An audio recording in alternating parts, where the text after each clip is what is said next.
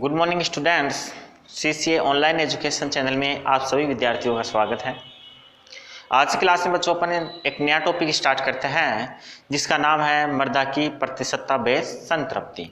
तो सबसे पहले अपन टॉपिक का नाम लिखते हैं मर्दा की प्रतिशतता बेस संतृप्ति। आज का अपना जो टॉपिक है बच्चों वो है मर्दा की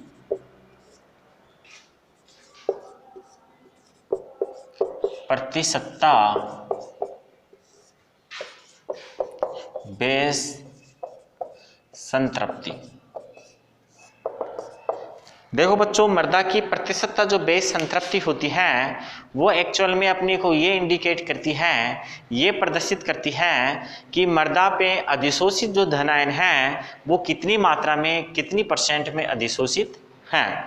एक्चुअल में मर्दा एक कोलाइड सतह, मर्दा की जो पृष्ठ होती है वो कोलाइड की तरह व्यवहार करती है। उसकी जो ऊपर वाली सतह होती है वहां पर विभिन्न प्रकार के जो धनायन हैं वो अधिशोषित हो जाते हैं। अब ये कितनी मात्रा में अधिशोषित होते हैं इस चीज का पता हमें मर्दा की प्रतिशतता बेस संतृप्ति से लगता है। देखो बच्चों, यदि हम धनायनों, अधिशोषित धनायनों की बात करें तो मर्दा के ऊपर अधिशोषित होने वाले धनायन दो प्रकार के हो सकते हैं जिन्हें हम दो समूह में बांट सकते हैं। होते वो धनायन हैं लेकिन वो दो तरह काम करते हैं। एक समूह होता है जो मर्दा की अम्लता को बढ़ाता है और दूसरा समूह जो होता है वो मर्दा की क्षारीयता को बढ़ाता है। जैसे हम यदि बात करें तो आपके एल्यूमिनियम है और हाइड्रोजन है, ये दो धनायन ऐसे हैं जो मर्दा की सतह पर अधिशोषित होने के बाद मर्दा की अम्लता को बढ़ा देते हैं। आपके जो H+ आयन होता है वो प्रत्यक्ष रूप से मर्दा की अम्लता को बढ़ाता है, जबकि एल्यूमिनियम जो होता है वो प्रत्यक्ष रूप से जल अपघटन की प्रक्रिया के बाद मर्दा की अम्लता को बढ़ाते हैं। दूसरे प्रकार के जो धनायन होते हैं जिनमें आपके कैल्शियम है, पोटेशियम, सोडियम और मैग्नीशियम है, ये जो आयन होते हैं बच्चों ये मर्दा की क्षारीयता को बढ़ाते हैं। इनके कारण मर्दा की क्षारीयता बढ़ती है। तो इस प्रकार से हम ये कह सकते हैं कि एक्चुअल में एल्यूमिनियम और हाइड्रोजन को छोड़ के बाकी के जो धनायन हैं उन धनायनों की कितनी प्रतिशत मात्रा मर्दा की सतह पर, पृष्ठ पर अधिशोषित हो गई है उस चीज को इंडिकेट करती है आपकी प्रतिशतता, मर्दा की प्रतिशतता बेस संतृप्ति। तो सबसे पहले अपन दो तीन जो बातें अपन ने डिस्कस की हैं उसको नोट कर लेते हैं और उसके बाद अपन आगे स्टार्ट करते हैं। सबसे पहले अपन बात करते हैं कि जो अधिशोषित आयन होते हैं वो कितने प्रकार के होते हैं? दो प्रकार के होते हैं। अधिशोषित धनायन दो प्रकार के होते हैं, दो प्रकार के होते हैं। पहले समूह में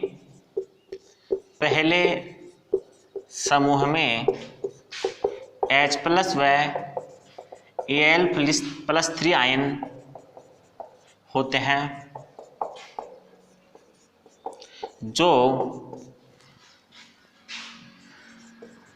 मर्दा की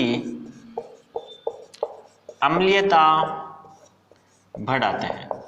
ध्यान रखना बच्चों, ये जो आयन होते हैं हाइड्रोजन आयन और एल्यूमिनियम आयन ये मर्दा की अम्लीयता को बढ़ाते हैं। यहां यदि हम बात करें तो H+ आयन मर्दा की अम्लीयता, H+ आयन मर्दा की अम्लीयता प्रत्यक्ष रूप से बढ़ाता है। देखो बच्चों, अपन ने जो मर्दा विक्रिया वाला चैप्टर पढ़ा था जिसके अंदर अपन ने पीएच की बात की थी तो वहां पे अपन ने बात की थी कि H+ आयन की सांद्रता जो होती है उसका ऋणात्मक लघुगणक पीएच होता है और वास्तव में जो H+ आयन होता है उसी के कारण अम्लता प्रदर्शित होती है। H+ आयन की सांद्रता ज्यादा होने पर अम्लता होती है। इस प्रकार से आपके जो H+ आयन होता है वो मर्दा के अंदर प्रत्यक्ष रूप से क्या बढ़ा देता है? अम्लता को बढ़ा देता है। इसी प्रकार यदि हम बात करें तो एल्यूमिनियम आयन जो है आपके, ये एल्यूमिनियम आयन अप्रत्यक्ष रूप से जल अपघटन जल अपघटन की क्रिया के कारण मृदा की अम्लता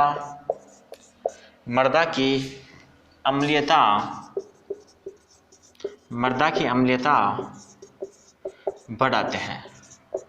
देखो बच्चों, अप्रत्यक्ष रूप से जो एल्यूमिनियम आयन होते हैं वो जल अपघटन की प्रक्रिया के बाद आपके अम्लता को बढ़ा देते हैं। यहाँ यदि हम बात करें तो देखो बच्चों, आपके ये जो एल्यूमिनियम है इसका क्या होता है बच्चों, जल अपघटन होता है। इस एल्यूमिनियम का जल अपघटन होता है और ये जब जल अपघटन इसका होता है तो ये आपके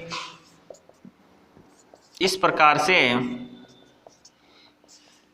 H+ जो आयन होता है वो हाइड्रोजन से निष्कासित कर देता है और मृदा की अम्लता को बढ़ा देता है। इसका फिर से जल अपघटन हो सकता है। ये AlOH2 जो है इसका फिर से जल अपघटन होगा और ये फिर क्या करेगा बच्चों, ये फिर से एक जल अपघटन की प्रक्रिया के बाद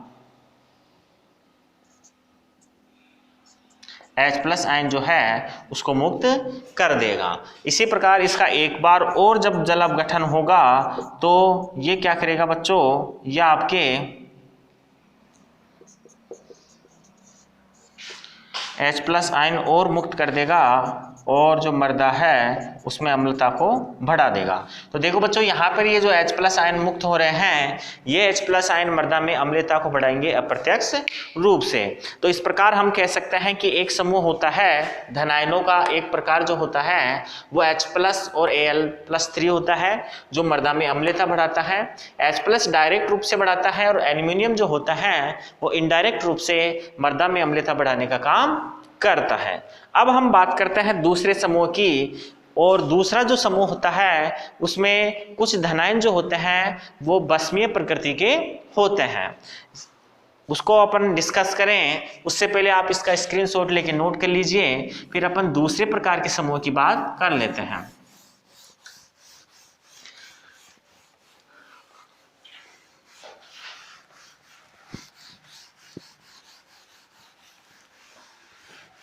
देखो बच्चों, यहाँ पे हम दूसरे समूह की बात करें तो अपना दूसरा जो समूह है वो भस्म प्रकृति का होता है, अर्थात उन धनायनों के कारण अपने मृदा के अंदर भस्म प्रतिशतता अर्थात क्षारीयता बढ़ जाती है, मृदा क्षारीय प्रकृति की हो जाती है। अन्य धनायन इनमें भस्म प्रकृति के होते हैं। दूसरे समूह की यदि हम बात करें तो दूसरा समूह है भस्म प्रकृति का होता है, जिससे मृदा की क्षारीयता बढ़ती है। देखो बच्चों, दूसरा समूह जो होता है वो भस्म प्रकृति का होता है जिससे क्षारीयता बढ़ती है। जैसे उस दूसरे समूह की यदि हम बात करें तो उसमें आपके होता है कैल्शियम, सोडियम, पोटेशियम और साथ में आपके होता है उसमें मैग्नीशियम। ये कुछ समूह हैं, ये धनायन हैं जो भस्मीय प्रकृति के होते हैं और इनके कारण धनायन विनिमय जो होता है वो भस्मीय प्रकृति के कारण मृदा भस्मीय अर्थात क्षारीय प्रकृति की हो जाती है। तो कुल मिला के हम कह सकते हैं कि पहले वाला जो समूह जिसमें H+ और Al+3 था वो अम्लीय मृदा को बढ़ावा देता है, और ये जो होते हैं वो क्या होते हैं बच्चों, धनायन के अंदर ये जो धनायन होते हैं वो मृदा को क्षारीयता प्रदान करते हैं। अब यदि हम यहाँ बात करें तो जो मृदा की प्रतिशतता बेस संतृप्ति है वो एक्चुअल में होती क्या है, उसकी डेफिनेशन की अगर हम बात करते हैं तो बच्चों कोलाइडी संकीर्ण पर जो अधिशोषित विनिमयशील भस्म होते हैं उसकी प्रतिशत मात्रा को ही प्रतिशतता बेस संतृप्ति कहते हैं। अर्थात कोलाइडी पृष्ठ के ऊपर जो विनिमयशील भस्म होते हैं उन अधिशोषित विनिमयशील भस्म की प्रतिशत मात्रा को ही प्रतिशतता बेस संतृप्ति कहते हैं। पहले अपन इसकी डेफिनेशन नोट करते हैं, फिर उसके बाद अपन उसको समझने का प्रयास करते हैं। परिभाषा अपन यहाँ नोट करते हैं। तो बच्चों ध्यान रखना कि कोलाइडी संकीर्ण पर अधिशोषित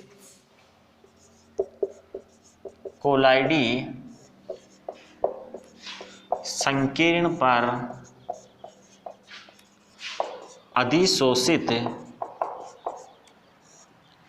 विनिमयशील भस्म कोलाइडी संकीर्ण पर अधिशोषित विनिमयशील भस्म की प्रतिशत मात्रा ही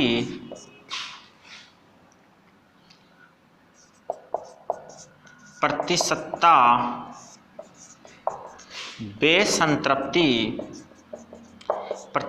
बेसंतृप्ति कहलाती है। देखो बच्चों, यहाँ ध्यान रखना है, अभी अपन ने बात की है कि ये जो आयन होते हैं ये कैसे होते हैं, ये भस्मीय प्रकृति के होते हैं, अर्थात इनको अपन विनिमयशील भस्म कह सकते हैं। ये क्या होते हैं बच्चों, ये होते हैं विनिमयशील भस्म। एक्चुअल में ये विनिमयशील जो भस्म होते हैं, अर्थात कैल्शियम, सोडियम, पोटेशियम, मैग्नीशियम जो होते हैं, उन आयनों की कोलाइडी पृष्ठ पर अधिशोषित होने की जो प्रतिशत मात्रा होती है उसे ही प्रतिशतता बेसंतृप्ति कहते हैं। इसे आप इस प्रकार समझिए कि ये मर्दा कोलाइड है, इस मर्दा कोलाइड के ऊपर इन विनिमयशील भस्मों की कितनी मात्रा अर्थात कितनी प्रतिशत मात्रा इसके ऊपर अधिशोषित हो रही है, जितनी प्रतिशत मात्रा यहाँ पे अधिशोषित हो रही है उस प्रतिशत मात्रा को ही अपन क्या बोलते हैं, प्रतिशतता बेसंतृप्ति कहते हैं। ये मर्दा की अधिशोषित पृष्ठ है, उसके ऊपर ये अधिशोषित क्या है, आपके विनिमयशील भस्म है, कितनी प्रतिशत मात्रा में ये अधिशोषित है उस चीज को ही अपन प्रतिशतता बेसंतृप्ति कहते हैं। तो आप इसको समझ गए होंगे कि विनिमयशील भस्म की प्रतिशत मात्रा जो कोलाइडी पृष्ठ पर अधिशोषित है वास्तव में वही प्रतिशतता बेसंतृप्ति कहलाती है, अर्थात कितनी मात्रा में ये आयन मर्दा की पृष्ठ सतह पर अधिशोषित है उसे ही प्रतिशतता बेसंतृप्ति कहते हैं। देखो बच्चों, इसको अपन एक फॉर्मूले के द्वारा प्रदर्शित कर सकते हैं।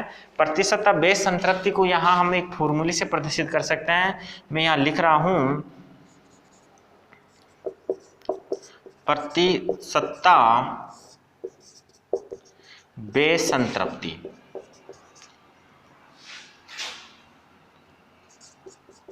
प्रतिशतता बेसंतृप्ति जो होती है, प्रतिशतता बेसंतृप्ति जो होती है बच्चों, वो होती है कुल विनिमयशील भस्म बटे हुए कुल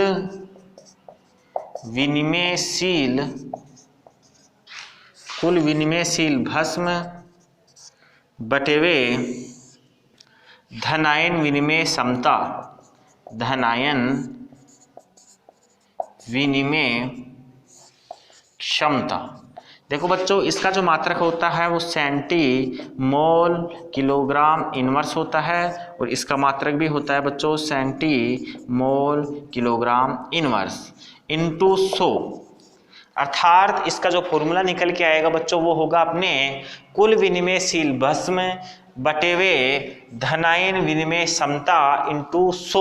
इसको अपन शॉर्ट रूप में यदि प्रदर्शित करना चाहें तो यहाँ पे V लिख देंगे, यहाँ पे जो कुल विनिमयशील भस्म है उसको S से प्रदर्शित करते हैं और धनायन विनिमय क्षमता को T से और 100 के लिए यहाँ पे 100 लिख दिया जाता है, जहाँ पे V का मतलब है बच्चों प्रतिशतता बेसंतृप्ति, S का मतलब है कुल विनिमयशील भस्म और T का मतलब है धनायन विनिमय क्षमता।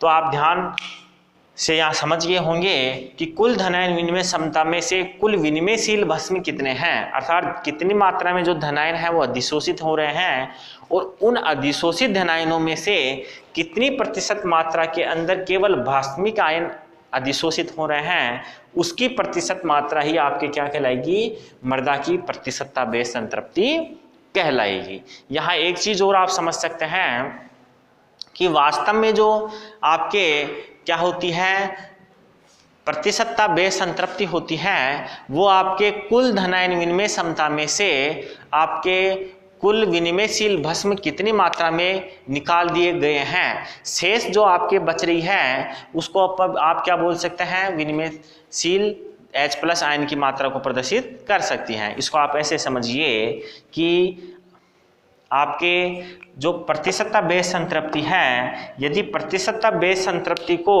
आप धनायन विनिमय क्षमता में से निकाल देते हैं तो आपके मृदा में विनिमयशील जो H+ आयन है उसको इसके द्वारा प्रदर्शित किया जा सकता है। उसको अपन और समझेंगे, उससे पहले आप इसका स्क्रीनशॉट लेके नोट कीजिए, फिर अपन आगे और समझते हैं।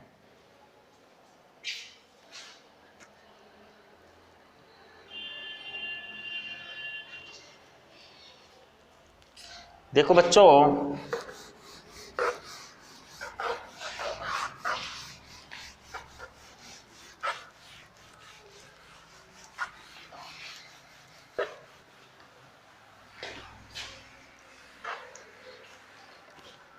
यहाँ पे हम ये कह सकते हैं कि आपके जो कुल धनायन विनिमय क्षमता होती है उसमें से कुल विनिमयशील भस्म की मात्रा को यदि घटा दिया जाता है तो विनिमयशील H+ आयन की मात्रा को अपन प्राप्त कर सकते हैं। इस प्रकार से देखिए इधर, यदि कुल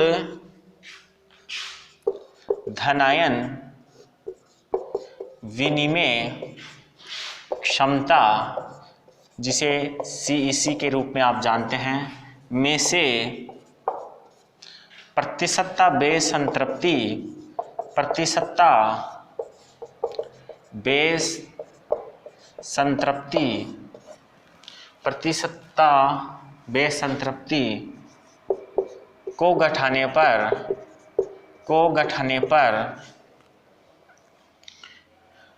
विनिमयशील H+ आयन की मात्रा प्राप्त होती है।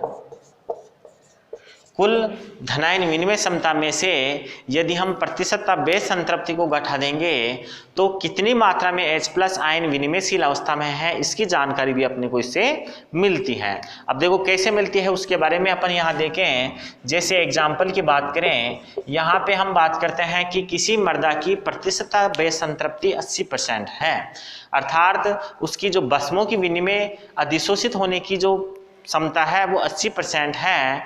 तो आपके विनिमयशील H+ आयन कितने होंगे, इस बारे में यदि हम चर्चा करें तो देखो बच्चों 100% आपकी कुल विनिमयशील क्षमता होती है 100। यहाँ देखें, यदि किसी मृदा की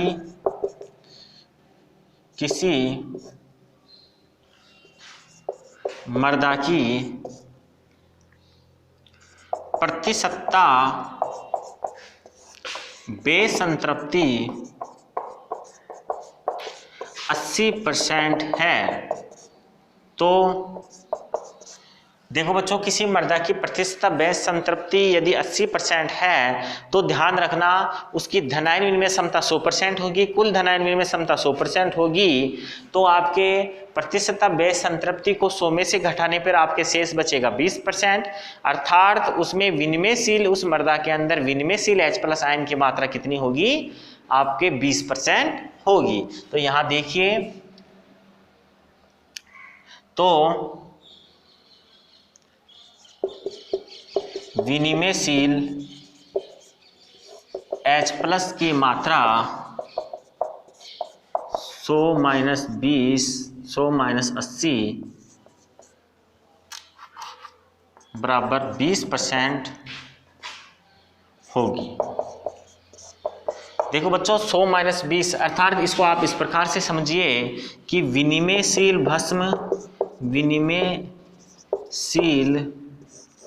H+ आयन बराबर कितना होगा, CEC माइनस प्रतिशतता बेस संतृप्ति। इस आधार पे इसको समझिए कि आपके CEC की वैल्यू में से प्रतिशतता बेस संतृप्ति निकालने पर H+ आयन की मात्रा आ जाएगी। तो देखो यहाँ पे 100 है, 100 में से 80 अगर हम निकाल देंगे तो इसकी मात्रा आपके कितनी आ जाएगी बच्चों, ये 20% आ जाएगी। तो इस हिसाब से आप यहाँ किसके अंदर रिलेशन देख सकते हैं, प्रतिशतता बेस संतृप्ति, कुल धनायन विनिमय क्षमता और आपके विनिमयशील H+ आयन के अंदर एक रिलेशन यहाँ पता लगता है।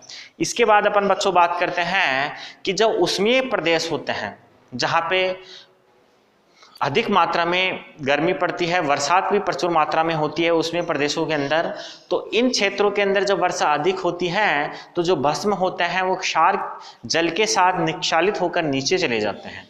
ऐसी स्थिति के अंदर वहाँ पर H+ आयन की सांद्रता बढ़ जाती है और मृदा की जो pH है वो कम हो जाती है, अर्थात मृदा अम्लीय प्रकृति की हो जाती है। तो ध्यान रखना, उष्मीय प्रदेशों के अंदर जहाँ वर्षा अधिक होती है, भस्म जल के साथ निक्षालित होकर नीचे की परतों में, नीचे के संस्तरों में चले जाते हैं। H+ आयन की मात्रा बढ़ जाती है जिससे मृदा की pH है वो कम होने से मृदा अम्लीय प्रकृति की हो जाती है। तो यहाँ आप समझिएगा कि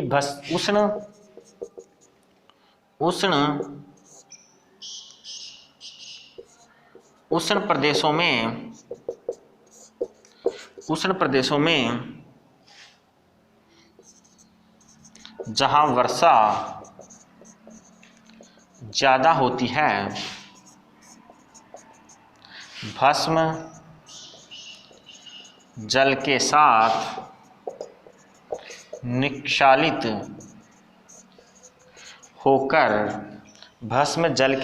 निक्षालित होकर नीचे की परतों में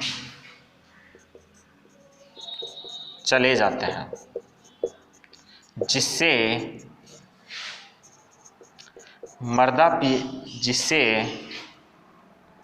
H+ की सांद्रता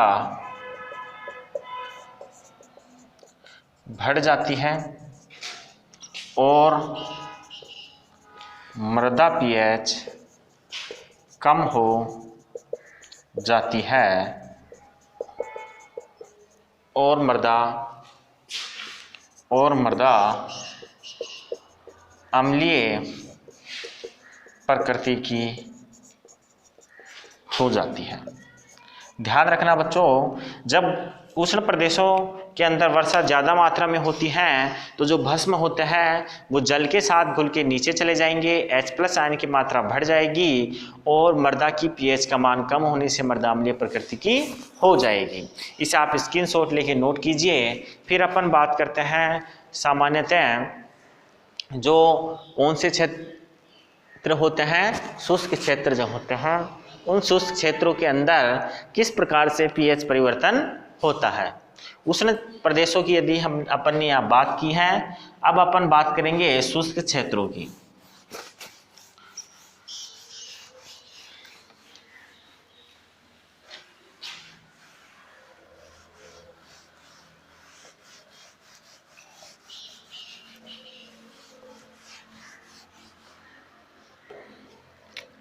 आगे है बच्चों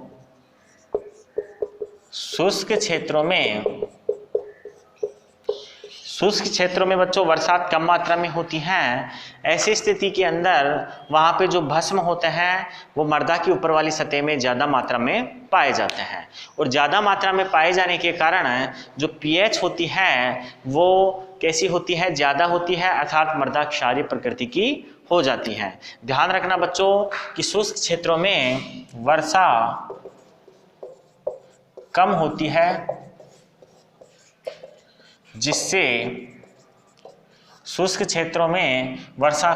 है जिससे भस्म ज़्यादा पाए जाते हैं, जिससे मृदा की pH ज़्यादा रहती है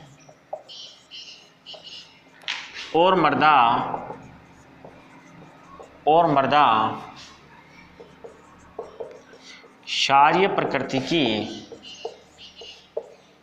हो जाती है।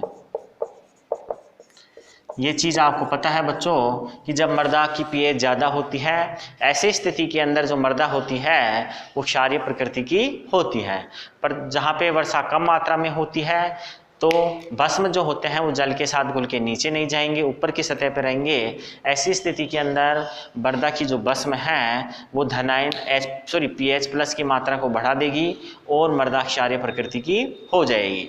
यहाँ बच्चों एक चीज और समझने की है आपके लिए, वो ये है कि भस्म असंतृप्त जो मृदा होती है, भस्म संतृप्त मृदा जो होती है एक्चुअल में वो होती क्या है। ध्यान रखना बच्चों, भस्म संतृप्त मृदा का मतलब होता है उस मृदा के अंदर कैल्शियम आयन पूर्ण रूप से पाए जाते हैं। भस्म संतृप्त मृदा के अंदर जो कैल्शियम आयन होते हैं वो पर्याप्त मात्रा में पाए जाते हैं। यहां आप नोट कर लीजिएगा कि भस्म संतृप्त मृदा में कैल्शियम आयन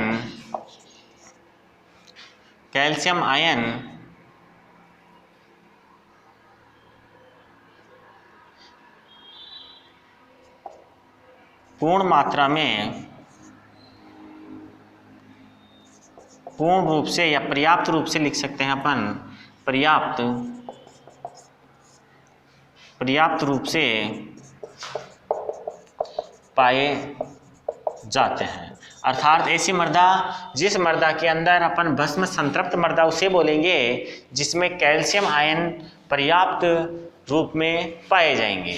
इसी प्रकार यदि हम बात करें कि भस्म असंतृप्त मृदा क्या होगी, भस्म असंतृप्त मृदा की यदि हम बात करें तो भस्म असंतृप्त मृदा में कैल्शियम आयन जो होते हैं वो अपर्याप्त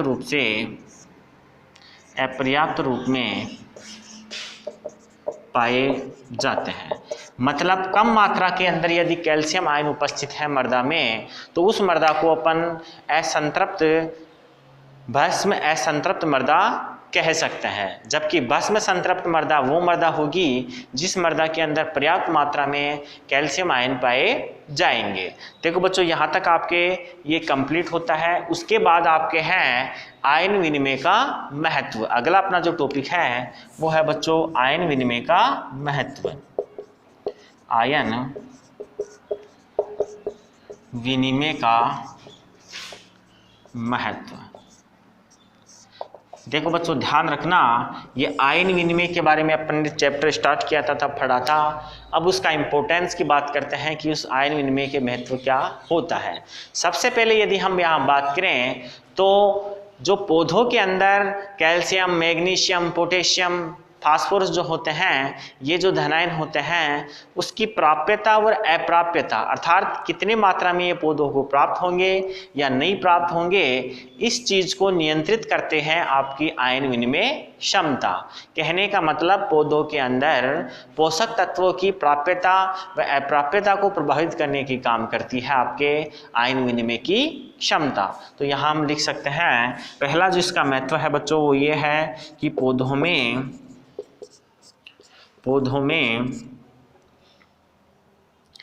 कैल्शियम, पोटेशियम, सोडियम, मैग्नीशियम आदि आयनों की प्राप्यता व अप्राप्यता को प्रभावित करती है। धनायन विनिमय क्षमता जो होती है बच्चों या आयन विनिमय क्षमता जो होती है आपके, वो पौधों के अंदर इन आयनों की प्राप्ति या अप्राप्ति को प्रभावित करने का काम करती है। इसके अलावा यदि हम बात करें तो मृदा संरचना को नियंत्रित करने का काम भी आपके आयन विनिमय के द्वारा होता है। अर्थात मृदा जो संरचना होती है उसमें उपयुक्त प्रकार के जो आयन होते हैं वो अधिशोषित होते हैं और इन अधिशोषित आयनों के आधार पर मृदा की जो संरचना होती है वो स्थायी संरचना बना दी जाती है। अर्थात मृदा की संरचना को नियंत्रित करने का काम भी जो होता है वो आयन विनिमय के द्वारा होता है। मृदा की संरचना को नियंत्रित करना। देखो बच्चों आपके जो आयन विनिमय है ये मृदा की संरचना को नियंत्रित करने का काम करती है। इसके अलावा बच्चों मृदा निर्माण के जो विभिन्न प्रक्रम होते हैं उन प्रक्रमों को भी नियंत्रित करने का काम आयन विनिमय के द्वारा होता है। विभिन्न प्रक्रमों के माध्यम से मृदा का जो निर्माण होता है उस प्रकार प्रक्रमों को भी नियंत्रित करने का काम आयन विनिमय के द्वारा किया जाता है। तो आगे अपन लिख देते हैं मृदा निर्माण के प्रक्रमों को नियंत्रित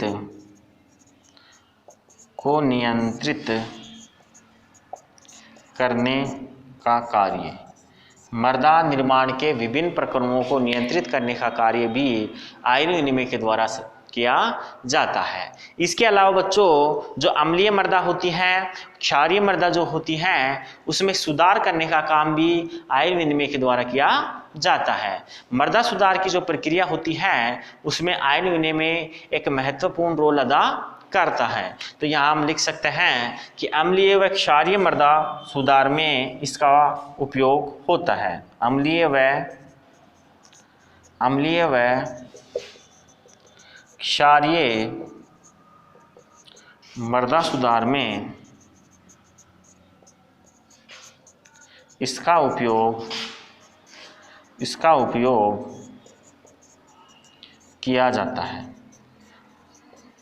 अर्थात मृदा सुधार की जो प्रक्रिया होती है वो आयन विनिमय के सिद्धांत पर ही कार्य करती है। मृदा सुधार चाहे अम्लीय का मृदा का हो चाहे क्षारीय मृदा का हो। इसके अलावा बच्चों उर्वरकों के प्रयोग और प्रभाव का जो नियंत्रण होता है वो भी आयन विनिमय के माध्यम से किया जाता है। उर्वरकों के प्रयोग व प्रभाव का नियंत्रण,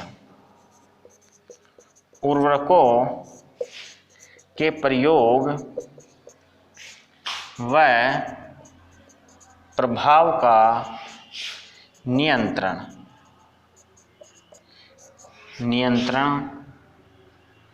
भी इसी के द्वारा किया जाता है। तो देखो बच्चों अपन ने जो आयन विनिमय के महत्व है उसके 5 प्रकार यहाँ देख लिए हैं। इसका स्क्रीनशॉट ले लीजिए आप। आज की क्लास अपनी यहीं तक रहेगी और इसी क्लास के साथ आपका ये जो चैप्टर है वो चैप्टर फिनिश होता है, समाप्त होता है। नेक्स्ट क्लास के अंदर अपन नेक्स्ट चैप्टर स्टार्ट करेंगे। तो बच्चों आज की क्लास यहीं तक रहेगी। थैंक यू, धन्यवाद।